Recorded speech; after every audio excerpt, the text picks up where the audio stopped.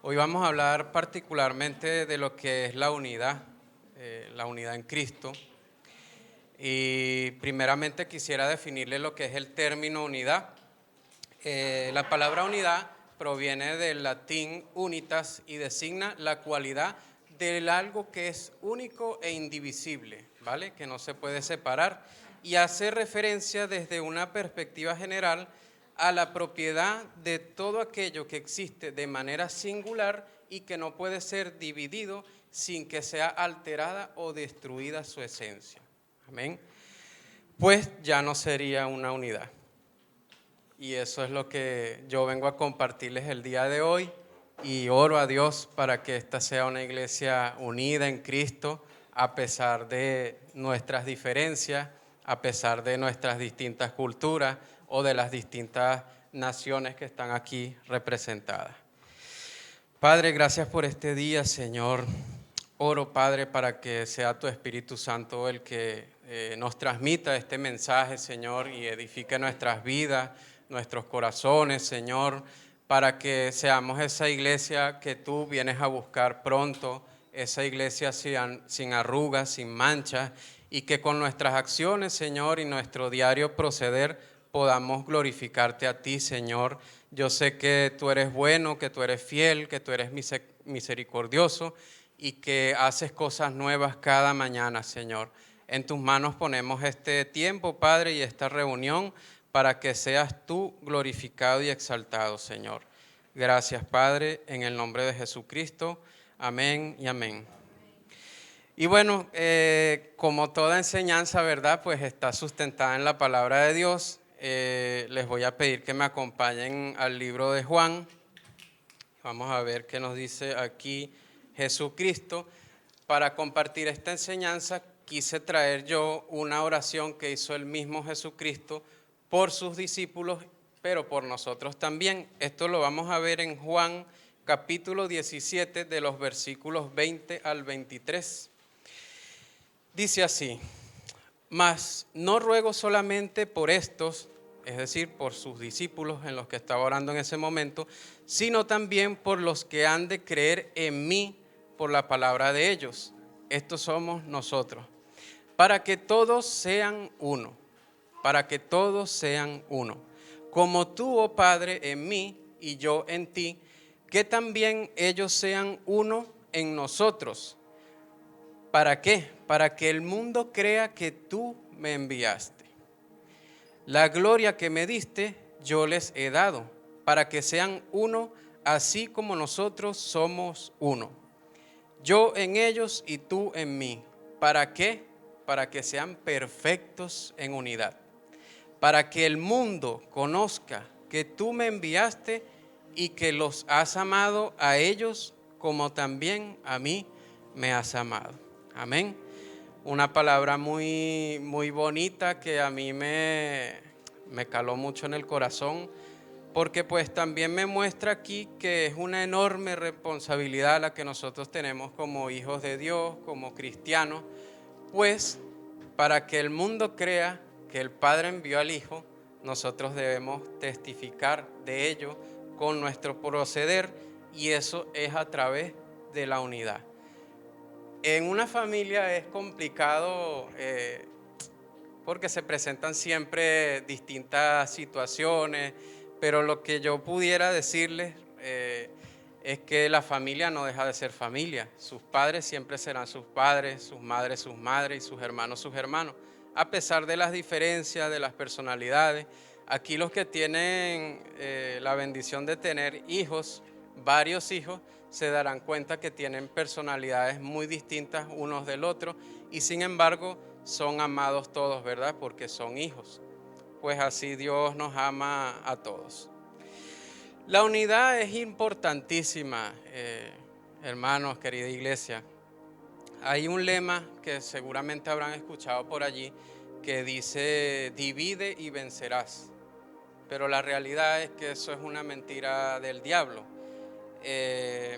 La palabra nos dice una cosa muy distinta y nos hace entender que en la unidad está la fuerza. Y nosotros como cristianos debemos permanecer unidos.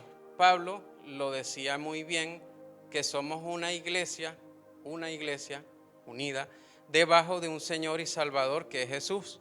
Les voy a pedir que me acompañen al libro de Efesios capítulo 4 y los versículos 4 al 6. Dice así: un cuerpo y un espíritu, como fuisteis también llamados en una misma esperanza de vuestra vocación. Un Señor, una fe, un bautismo, un Dios y Padre de todos, el cual es sobre todos y por todos y en todos. Amén. Aquí la palabra nos habla claramente de una unidad, y como vimos al principio del concepto que viene del latín, la unidad en sí per se no puede ser separada ni dividida a menos que sea alterada de manera fuerte, ¿vale? Entonces, cuando hablamos de unidad, no podemos pensar en la singularidad, sino también en el colectivo. Es anteponer nuestros propios pensamientos o deseos o sueños para dar prioridad también a los otros, a los hermanos, en este caso, a la iglesia. Siempre llevando los principios de la palabra, siempre llevando los principios del evangelio y lo que nos dice Dios, ¿vale? ¿Podemos ser distintos? Sí, claro que sí. De hecho lo somos. Somos muy distintos. Aquí hay muchísimas nacionalidades, hay muchas culturas, hay muchas profesiones, hay distintas cosas, pero todos nos une algo, que es nuestro Dios. Amén. Glorificarlo a Él a una sola voz, eso es lo más importante. Allí está nuestra unidad.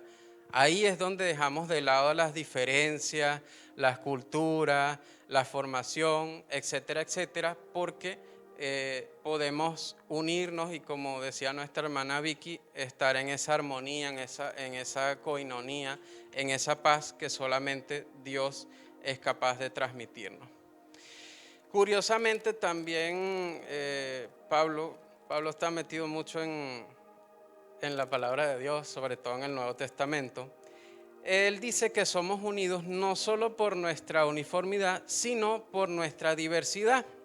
En Efesios 4, del 11 al 13, nos habla sobre que Dios constituyó a algunos apóstoles, a otros profetas, a otros evangelistas, pastores, maestros, etcétera, etcétera. Es decir, que dio talentos, dio dones y todo eso para perfeccionar a los santos en la obra del ministerio, para edificar el cuerpo de Cristo hasta que todos llegáramos ¿a qué? A la unidad. La palabra nos vuelve a hablar otra vez de la unidad de la fe, ¿verdad? Que es nuestra creencia en Dios, y del conocimiento del Hijo de Dios, a un varón perfecto a la medida de la estatura de la plenitud de Cristo. En otras palabras, la unidad puede ser posible a pesar de que todos seamos individuos diferentes, que tengamos capacidades y dones diferentes. Imagínate que si el cuerpo humano todo fuera de manos, pues una mano sola no se gobierna, ¿verdad? La mente, el cerebro es la que le da las órdenes para que la mano pueda accionar. Y tenemos 2 manos, 2 pies, 2 ojos. Todo lo que Dios hizo lo hizo perfecto. Y así en su casa, en la iglesia, también puso distintos dones, distintos talentos para la edificación de su obra, para las buenas nuevas, para las noticias, para que el mundo pueda escuchar el mensaje de salvación. Amén. Entonces, todos somos importantes para Dios a pesar de nuestras diferencias. Él sabía que ICANN, que esta iglesia, iba a tener reunida una cantidad de nacionalidades con distintas costumbres, con distintos talentos, distintas profesiones y distintas formas de hacer las cosas, pero todos unidos a una sola voz, que es su nombre. Amén. ¿Por qué Dios ha permitido esa diversidad dentro de la unidad? Para que así todos pudiésemos alcanzar madurez espiritual. Amén. Es reconocer que nosotros no sabemos todo, sabemos algunas cosas que Dios le ha placido por su soberanía otorgarnos, por su gracia ha querido darnos, Pero imagínense, ejemplo, el pastor, él no puede hacer todas las cosas, él también es un hombre, es un ser humano y tiene muchas cualidades y muchos dones que Dios le ha dado a él. Igualmente los líderes de la alabanza o los líderes de enseñanza o cualquier hermano que acaba de llegar tiene cosas para dar, tiene cosas para aportar que Dios le dio, pero tenemos que reconocer que nosotros no lo tenemos todo, necesitamos justamente las otras partes del cuerpo, los otros dones y a los hermanos para edificarnos todos unos a otros, pero en unidad, que siempre la unidad sea la que se antepone. Amén. ¿Me siguen, no? Vale. La unidad, yo lo puedo definir como que es sinónimo de familia. Nosotros decimos mucho que los trapos sucios se lavan en casa, que siempre hay diferencias, pero que esas diferencias se pueden resolver hablando, orando, perdonando. Al final, la familia nunca deja de ser tu padre, tu madre, tus hermanos, ellos siempre estarán allí, a pesar de nuestros errores, a pesar de que a veces fallamos o que decimos cosas o hacemos cosas que pudieran de pronto disgustar o no estar de acuerdo en ese punto, pero si ponemos siempre a Cristo como el centro y su palabra, creo que siempre llegaremos a los mejores acuerdos y siempre estaremos en lo que es la unidad. Entonces, todo lo que es la unidad se trata de que aceptemos y perdonemos, de que pasemos la página, de que no nos enfranquemos en cosas que a lo mejor pueden ser pequeñas, pero si nosotros le damos pie a que eso siga, eso es como una bolita de nieve que va creciendo y al final va a reventar por el lado más delgado de la cuerda. Y lo que Dios quiere para nosotros es que nos mantengamos siempre unidos. La crítica destruye, pero la exhortación construye. Entonces, hermanos, no hagamos leña del árbol caído, al contrario, veamos lo que nos dice Dios en su palabra, siempre. Les traigo una palabra que está en Levítico capítulo 19, versículos 16 a 18, de la traducción al lenguaje actual.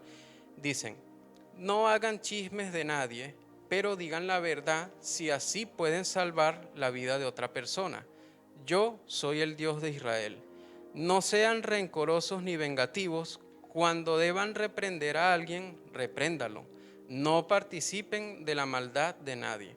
Recuerden que cada uno debe amar a su prójimo como se ama a sí mismo. Obedezca mis mandamientos. Yo soy el Dios de Israel. Amén. Entonces, un ejemplo que me gusta muchísimo en la Biblia es que ustedes saben que Elías era tremendo, ¿no? Tenía unos talentos y unos dones que Dios le dio a él, a ese hombre, especiales. Y tenía un discípulo, ¿verdad? Nosotros también en nuestra vida, aunque ustedes no lo crean, usted también tiene discípulos. En caso más natural, los padres, sus discípulos naturales son sus hijos.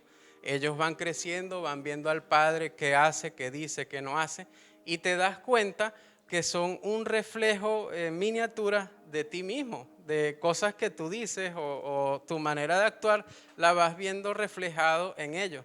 Entonces, Eliseo fue aprendiendo con Elías muchas cosas, pero nunca envidió la unción que tenía Elías, jamás. Él siempre lo honró. Y la honra que le trajo a Elías, le trajo una doble porción. Entonces, es mejor honra que competencia. Amén. Dentro de la unidad, dentro de la iglesia, no debe existir la competencia ni la envidia. Al contrario, el apoyo, la edificación. Si un hermano se cae, le damos la mano y lo levantamos. No sé si sea yo u otra persona en la que pueda caer y también necesita alguien que te dé la mano. Como Jesús, él siempre buscó que no le lanzara piedras a las personas, ¿verdad? ¿Por qué? Porque él sabía que todos tenemos fallas, que todos podemos errar, que todos nos podemos caer, y Él está ahí para darnos la mano y levantarnos. Entonces nosotros en unidad debemos ser como Cristo siempre fue con las personas que le seguían y con el mundo, con esa misericordia, con esa compasión. Y más si estamos en familia, más si estamos en la iglesia. Amén. La palabra dice que no juzguemos y no seremos juzgados. Si nosotros queremos unidad, tenemos que ver primeramente a nosotros, poner un espejo y ver cuáles son las cosas en las que yo he flaqueado, cuáles son las cosas en las que yo no he estado al 100% con lo que dice la palabra, con lo que dice las escrituras, de las cosas que son dignas de Dios, de las cosas que le gustan o no le gustan. Ver la viga que me atraviesa a mí y no estar viendo a los lados la paja en el ojo ajeno. Amén. Sino ver primero cómo puedo ser yo en mi relación con Dios mejor para yo poder ayudar a mis hermanos. Y si mi hermano tiene una situación y tiene un tema, entender que yo también lo puedo tener, porque no somos perfectos, el único perfecto es Dios. Entonces, que yo no sea una piedra de tropiezo o que yo no sea un factor que lo desmotive más en su situación, sino que yo pueda ser esa fortaleza o ese escudo, ese apoyo para él en oración, en exhortación, con cariño, con amor, con templanza, con firmeza, de poder ayudarlo a él a que se encamine y no más bien que se aleje más. Amén. La palabra dice en Mateo 5:7, esta versión es la Dios habla hoy: dichosos los compasivos, porque Dios tendrá compasión de ellos. Amén. Estas palabras las dijo Jesús en el Sermón del Monte y tenemos que ser compasivos, o sea, antes de juzgar, antes de ver o de criticar, recordar estas palabras: la crítica destruye, la exhortación construye. ¿Qué ganamos con criticar o con nada? O sea, tal vez la persona no hace las cosas de la forma que nosotros pensamos que debe ser, pero eso ya también es una cuestión personal de él con Dios. Si yo, a la luz de lo que dice la palabra, veo que eso está incorrecto, yo puedo acercarme al hermano y exhortarlo, siempre cuidando su corazón, siempre ayudándolo a que salga de esa situación y no siendo, como les digo, un factor que termina es más bien desmotivándolo, alejándolo más o haciendo que se sienta menos, ¿no? Sino más bien lo que haría tu padre. A veces yo cuando era niño, no es que era muy peleón, pero no dejaba que se abusaran, ¿vale? Entonces, donde yo estudiaba con puros terremotos, huracanes, todos eran tremendísimos. Y si tú dejabas o permitías ciertas cosas, pues pasaban, no sé, aquí le dicen la mopa, la fregona, pasaban coleto contigo, nosotros decimos coleto. Y entonces a mí me citaban el representante prácticamente toda la semana, porque no dejaba yo que abusaran, pero a lo que voy es, mi padre no dejó de amarme, ni mi madre, ni mis hermanos. A pesar de esa conducta, a pesar de esa situación, ellos me fueron apoyando para que fuera corrigiendo yo las cosas que estaban mal, y cambié las peleas por la mediación, por la comunicación, por la conversación, y entendí un consejo que siempre me daba mi padre, que la mejor pelea es la que se evita, ¿vale? Y dentro de una familia y dentro de una iglesia, yo creo que también son consejos sabios. Ahora, muy bien, viendo todo esto nos podemos preguntar, pero entonces, ¿cuál es el remedio para la unidad? ¿Cuál es el remedio para buscar de acercarnos y mantenernos en esa unidad que Dios quiere? Bueno, naturalmente la palabra de Dios, ahí está todo escrito, ahí está todo revelado, pero yo te quise traer dos tesoros especiales que Dios me mostró, y el primero lo conseguimos en Efesios capítulo 4, versículo 3. Yo te lo traje de la Nueva Versión Internacional y dice así: esfuércense por mantener la unidad del Espíritu mediante el vínculo de la paz. Entonces, uno de los remedios indudablemente es la paz, mantener la paz entre los hermanos, entre todos los que estamos acá reunidos. Y el segundo lo conseguimos en Romanos capítulo 12, versículo 18. Si es posible y en cuanto dependa de ustedes, vivan en paz con todos. ¿Con algunos? No, con todos. Si es posible y en cuanto dependa de ustedes, vivan en paz con todos. Entonces la unidad, amén, la unidad debe ser como el amor ágape, debe ser desinteresado, sacrificado e incondicional. Persistir sin importar las circunstancias, ¿vale? Entendiendo que somos hermanos y que aquí estaremos hasta que Dios lo disponga, pero juntos en esa carrera de la fe, juntos como hermanos, juntos como familia en Cristo, como iglesia. Amén.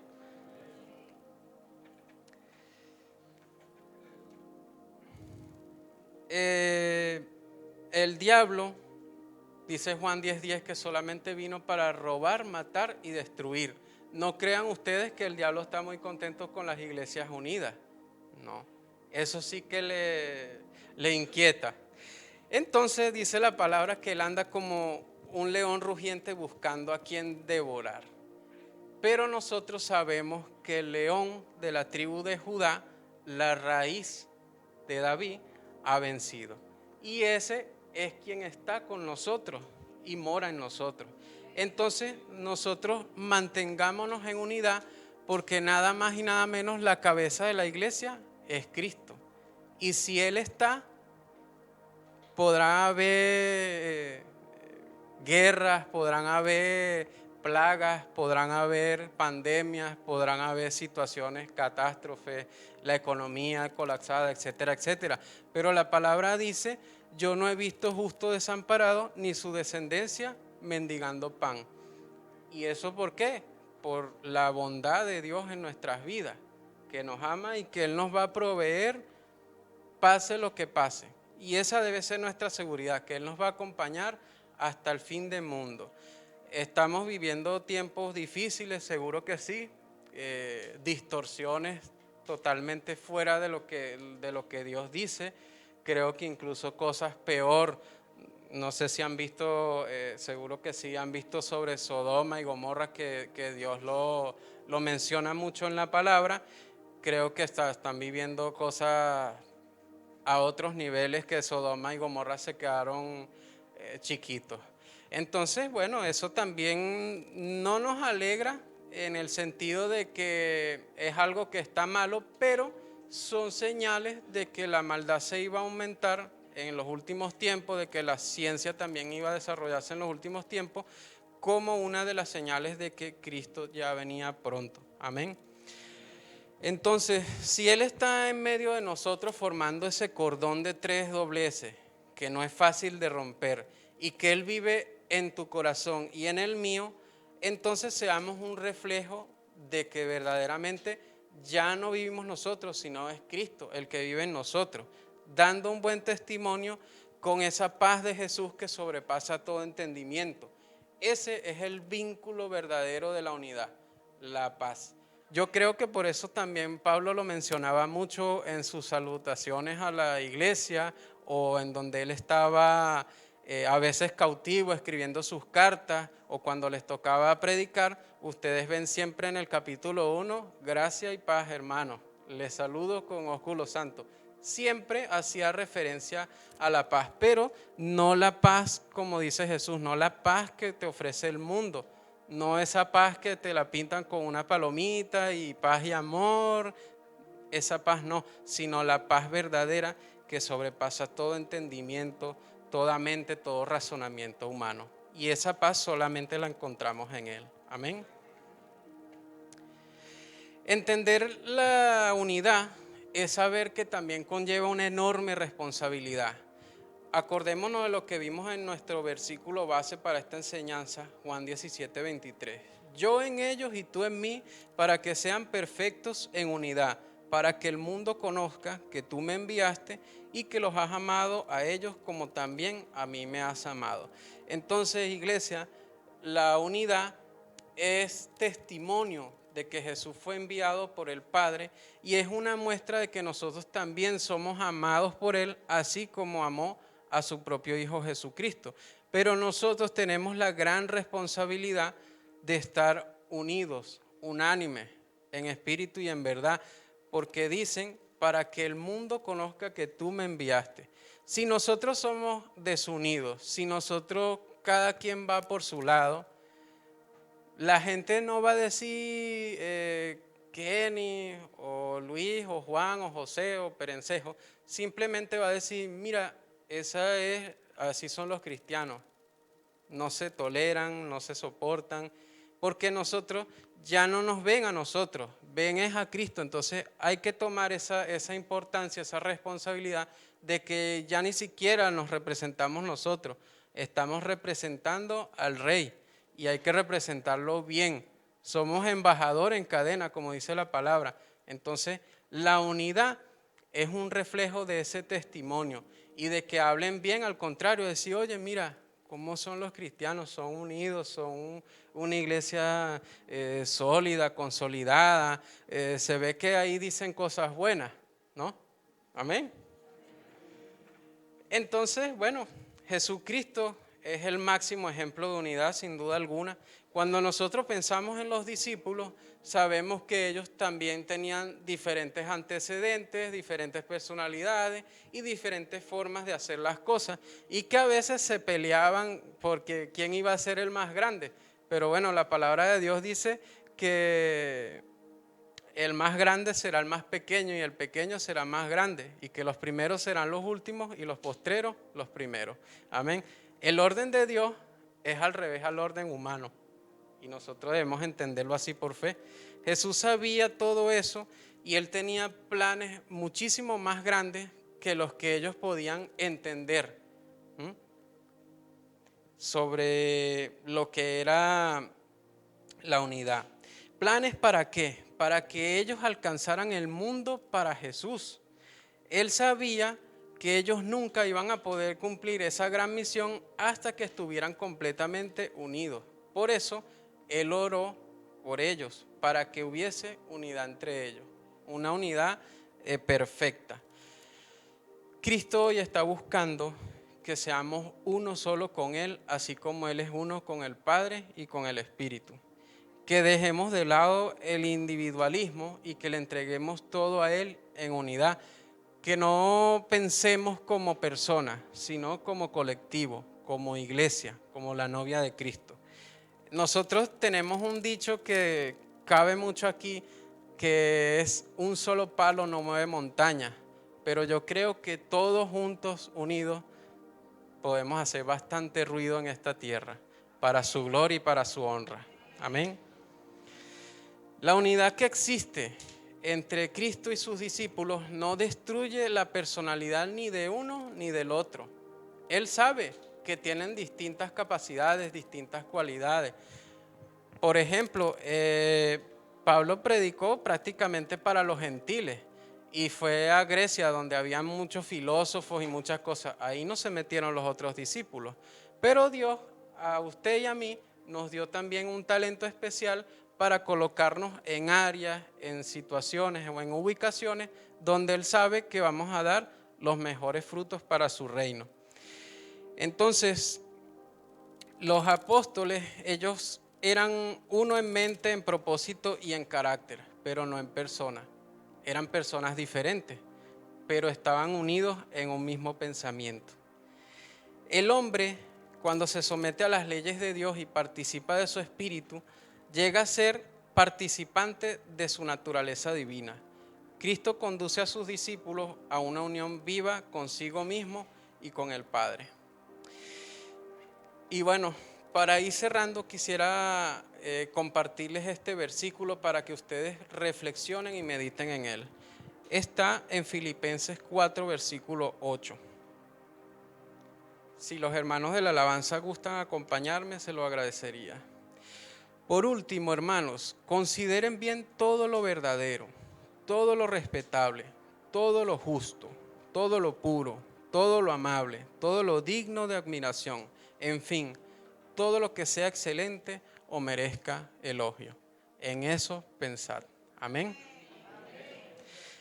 Iglesia, si usted quiere enseñar de unidad, tomar allí en su lugar, de pie o sentado, como guste, las manos de sus hermanos, de todos nosotros como iglesia, como familia en Cristo, le pido que me acompañen en señal de unidad en este tiempo y que cerremos nuestros ojos. No quiero yo que este sea un sermón más o un mensaje más, sino que realmente esto produzca un cambio favorable en nuestras vidas y que podamos recibir ese regalo de parte de Dios que es la gracia de la unidad. Amén. Este es un tiempo para que nosotros nos arrepintamos, para que lloremos con los que lloran, para que nos gocemos con los que se gozan, como dice la palabra, y para que también nos perdonemos, para que pasemos la página, para que hagamos las paces, borrón y cuenta nueva. Así como Jesús dijo que no bastaba perdonar 7 veces, sino hasta 70 veces 7. Para los que son matemáticos no quiere decir que con perdonar 490 veces es suficiente. Ahí él hizo referencia a que siempre estuviésemos perdonando como él nos ha perdonado a nosotros. Y que nos mantengamos en el vínculo de la paz, que es la unidad. Así como Jesús es uno con el Padre, que nosotros hoy y siempre como iglesia seamos uno en espíritu y en verdad, porque Cristo viene pronto. Como dice el pastor, yo no sé si saliendo de aquí, si mañana, si pasado, si en 10 años. Solamente el Padre sabe en qué momento. Pero nosotros mantengámonos firmes y velando. Amén. En unidad. Poniendo orden en su casa, porque como dice la palabra, Él vuelve pronto y viene por una iglesia sin arrugas, sin mancha. Y para eso es necesario que la iglesia esté unida. Escucha estas palabras, iglesia. Yo creo en el nombre de Jesús que ICANN es una iglesia unida por fe, porque andamos por fe y no por vista. Que es una iglesia que se levanta como flechas en manos del valiente, como una antorcha para las naciones. Una iglesia que está de pie ante el mundo, pero de rodillas ante Dios. Te damos gloria a ti, Señor Jesús y Rey nuestro. Gracias, Padre, porque tú estás con nosotros y la gloria es tuya, Señor. Tú nos diste la victoria, porque en ti tenemos unidad. Contigo somos uno, Señor, como tú eres uno con el Padre. Gracias, Señor, la gloria y la honra sean a ti, bendito Dios, por todos los siglos. Amén. Gracia, paz y unidad, hermano. Un aplauso para Dios.